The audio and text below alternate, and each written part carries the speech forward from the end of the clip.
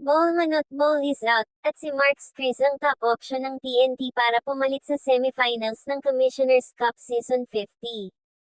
Na-injure si Ball sa Game 2 ng semifinals versus Meralco.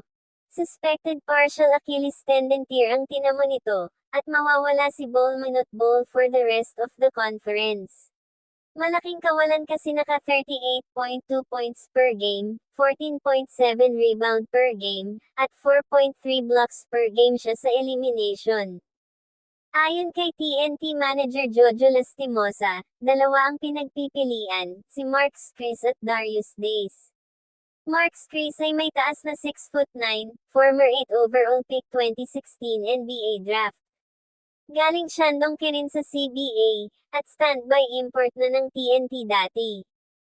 Pero sinabi ni Coach Jojo Lastimosa na the guy we're looking at, if he's available, is Marks Chris.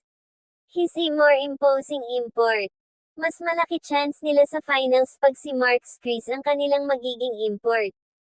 Si Marks Chris ay mas physical at athletic kaysa kay Ball. Hindi siya 7-footer pero mas mobile, mas kayang mag-switch sa depensa. Naghihintay lang ang TNT tropang 5G kung sino ang mas mabilis makarating. Ang target ni team manager Jojo Lastimosa, kung makaalis agad, Friday night flight, Sunday morning nasa Manila na. Ang injury ni Bol Bol at ang posibleng pagpasok ni Marks Chris ay malaking shift sa laro ng TNT. Ito ang magiging epekto. Wala ng 7'3" na kayang mag-block ng 5 to 6 shots per game at mag-score ng 40 plus points at will. Mas madali na sa kalaban na ay attack ang paint ng TNT. Ang rim protection babagsak sa Poy Erim at Kelly Williams. Mas mabilis, pero mas maliit ang lineup. Si Ball Manut Ball ay mabagal pero dominant sa loob. Habang si Marks Chris ay mas athletic, mas mabilis tumakbo sa transition. Ang TNT magiging mas switchable sa depensa. Kaya ni Marks Chris ay guard ang 3 to 5 spot pero mawawala yung automatic 15 rebounds per game. Kailangan tumulong sa boards ni Poy Erim at Kelly Williams, at kahit guards. Ang kanilang offense magiging guard heavy uli. Kay Ball Manut Ball, lahat dumadaan sa kanya sa post, 40 points per game siya. Kaya Marks Chris, hindi siya go-to scorer sa ganong level. Career high niya sa NBA 22 points lang. Babalik ang scoring load kay RR Pogoy, Jason Castro, at Calvin Aftana. Si Marks Chris magiging spacer, cutter, at lob target. Hindi na siya yung isolation every possession import. May emotional hit sa team, pero kung dumating si Marks Chris agad, makaka-adjust sila.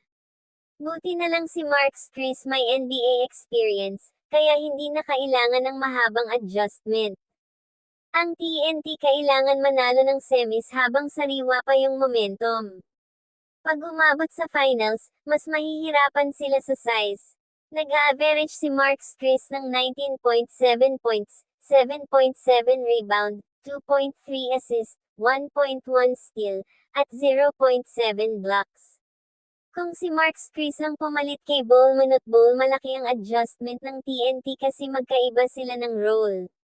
Hindi ka na makakakuha ng 7'3" paint anchor, so babaguhin nila ang sistema. Mas maraming pick and pop at pick and roll kay Jason Castro, Roger Pogoy at Marks Chris. Mas maraming 3-point line attempts para buksan ang lane para sa cutters. Babalik ang scoring load sa locals tulad ni na RR Pogoy, Calvin Aftana, at Jason Castro.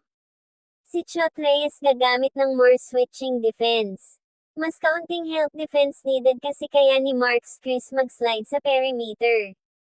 Poy Erim, Kelly Williams, at kahit guards kailangan mag-box out at tumulong. Mas aggressive ang TNT sa long rebounds at leakouts para sa transition. Ang TNT itutulak ang tempo after misses at steals. Mas maraming early offense, mas kaunting half-court sets. Ito yung advantage nila sa ibang koponan na mas mabagal. Mas maraming play calls para kay Calvin Aftana at Roger Pogoy sa wings.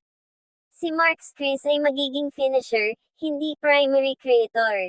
Mas team-oriented ang offense, mas mahirap scout.